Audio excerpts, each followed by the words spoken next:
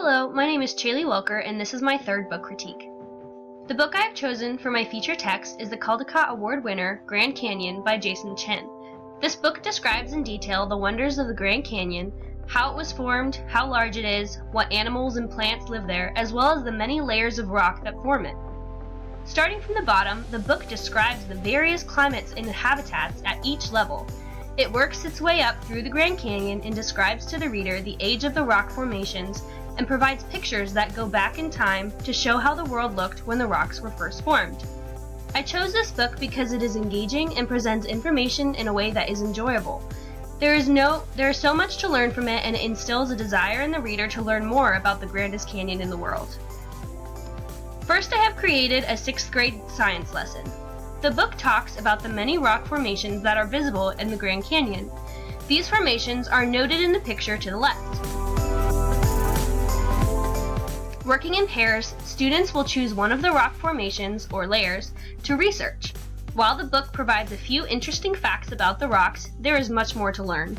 Each student will create a thing link to express the information they discover from their research. After sharing their thing link with the class, students will make it public for the thing link community to view and learn from. Here is a thing link I have created as a model for my students. I use the Kaibab Formation.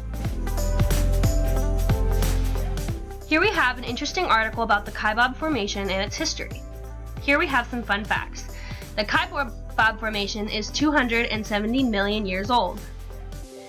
This layer, it contains many marine fossils which indicate that it originated at the bottom of the sea. Some of the rocks are composed of shells of sea creatures such as clams and snails. A few of these may be preserved as fossils, but most of the shells have been crushed or dissolved and are no longer recognized. The second lesson I have created is a 5th grade math lesson. Drawing from the facts from the book, students will work in groups of 3 to convert between standard US measurement units. They will convert from miles to feet to inches, and vice versa. For example, using the first fact, the Grand Canyon is 277 miles long, they will convert from miles to feet. They will do similar computations on the rest of the facts. The next 7 books I will be discussing are the other books I have chosen to read for this book critique.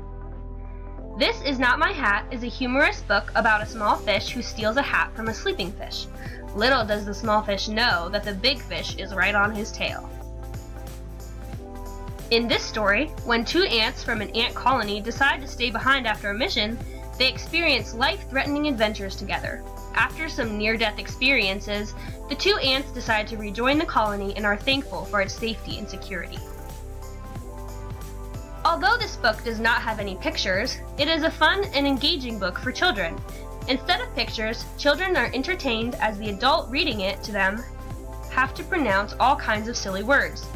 This book is clever in that it portrays a conversation between the reader and the book itself. It is bound to bring out all kinds of smiles and giggles. The Adventures of Beagle is about a little imaginary friend who waits a very long time for his human friend to imagine him and give him a name. When this doesn't happen, he decides to go find his friend himself. After a series of adventures and learning about the world, he finally finds his friend and she names him Beagle. And together they go on all kinds of imaginary adventures. In this story, one day, a boy finds a stack of letters addressed to him. Each of his crayons has written him a letter, describing their lives as crayons and what they do and do not prefer when being colored with. The boy, in an attempt to please them all, creates a masterpiece at the very end of the story.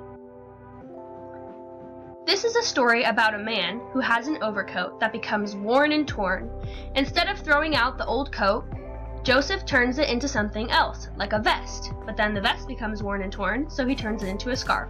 This goes on until Joseph has no material left to work with.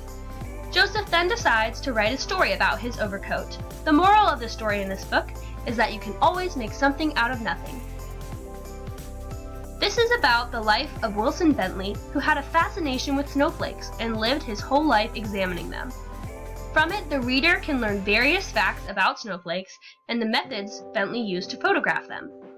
Bentley is still known today as Snowflake Bentley, the farmer scientist who revealed the mysteries of the snowflake. This concludes my third book critique. Thank you for viewing!